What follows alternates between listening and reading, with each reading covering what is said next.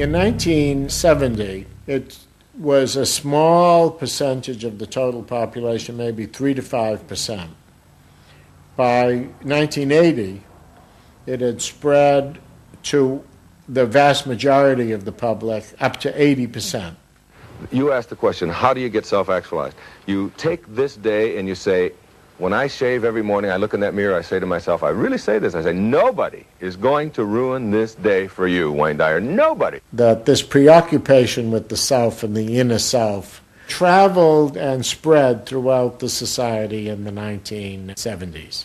It helped me to stop living in the past and start building from today and using my experiences in a positive way to be a better person today and tomorrow.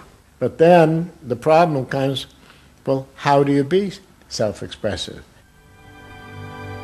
And it was at this point that American capitalism decided it was going to step in and help these new individuals to express themselves, and in the process make a lot of money.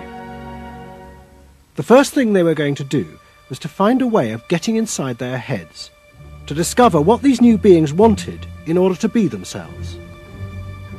This came not from Madison Avenue, but from one of the most powerful scientific research institutes in America. Stanford Research Institute in California worked for corporations and government. It had done much of the early work on computers, and was also working for the Department of Defense on what would become the Star Wars project. In 1978, a group of economists and psychologists at SRI decided to find a way to read, measure, and fulfill the desires of these new unpredictable consumers.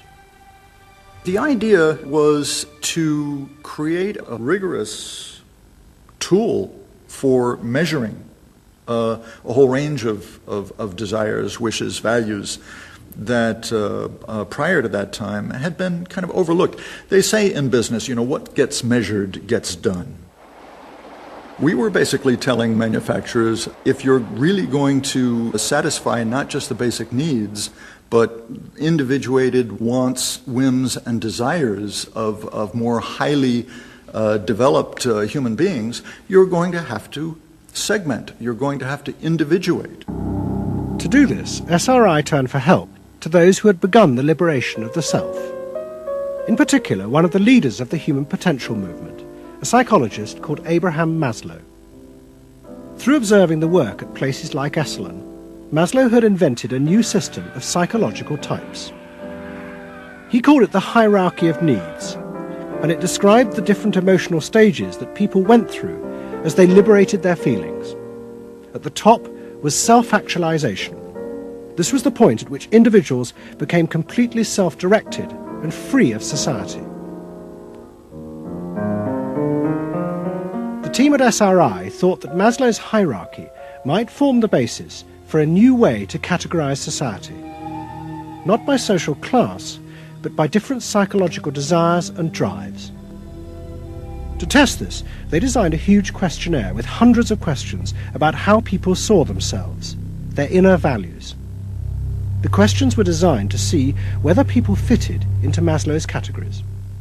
We were trying to find out what people really felt like. So we asked these really penetrating questions, and we hired a company that administers surveys, to do them. They said they've never seen anything like it. Usually you have to send out a postcard 6 weeks and then another postcard, and then you got to call the people up, to get the return rates up. We had an 86% return, and they only sent out one postcard. People loved filling out this questionnaire. We got several questionnaires back with a note attached saying, do you have any other questionnaires I could fill out? Because we were asking people to think about things that they had never thought about before, and they liked thinking about them. Like what? Like what they felt inside? Yeah, like what they felt inside. What motivated them? What was their life about? What was important to them? It was sort of like, wow. The answers were then analyzed by computer. It revealed that there were underlying patterns in the way people felt about themselves, which fitted Maslow's categories. And at the top of the hierarchy were a large and growing group which cut across all social classes. The SRI team called them the inner directeds. These were people who felt they were not defined by their place in society, but by the choices they made themselves. But what SRI discovered was that these people could be defined by the different patterns of behaviour through which they chose to express themselves. Self-expression was not infinite. It fell into identifiable types. And the SRI team invented a new term for it: lifestyles. They had managed to categorise the new individualism. They called their system Values and Lifestyles, VALS for short. At the forefront of this change are three new VALS groups we call inner-directed. These are people for whom personal satisfaction is more important than status or money. They tend to be self-expressive, complex, and individualistic.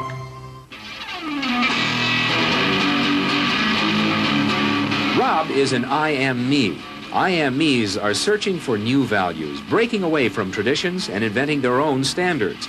Rob even invented his own name, Rob Noxious. Jody is an experiential.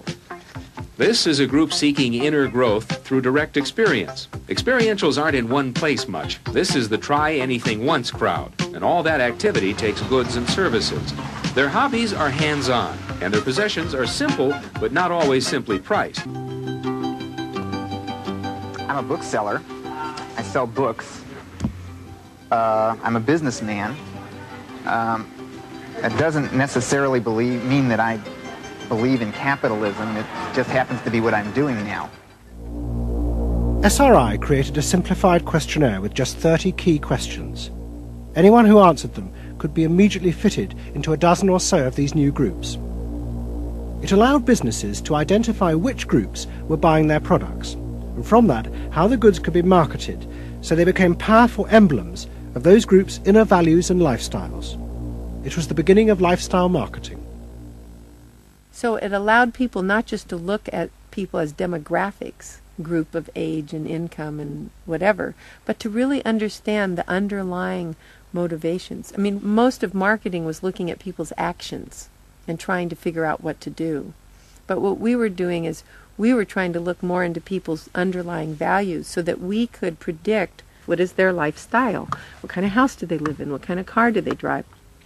So the corporations were then able to sell things to them by understanding them, by having labels, by knowing what these people look like, where they live, what their lifestyles are. If a new product expressed a particular group's values, it would be bought by them. This is what made the values and lifestyle system so powerful: its ability to predict what new products self-actualizers would choose. And this power was about to be demonstrated dramatically. VALS would show it could predict not just the products they would buy, but the politicians they were going to choose to elect. Ladies and gentlemen, the next President of the United States of America, Ronald Reagan! In 1980, Ronald Reagan ran for president. He and his advisors were convinced they could win on a program of a new individualism. It would be an attack on 50 years of government interference in people's lives. I wrote a speech about let the people make the basic decisions, get judges out of the way, get bureaucrats out of the way, get centralized government out of the way. I gave Reagan a choice of several titles for the speech, and the one he picked was let the people rule. Let the people regain rule, regain control over their own destiny away from a remote elite in Washington.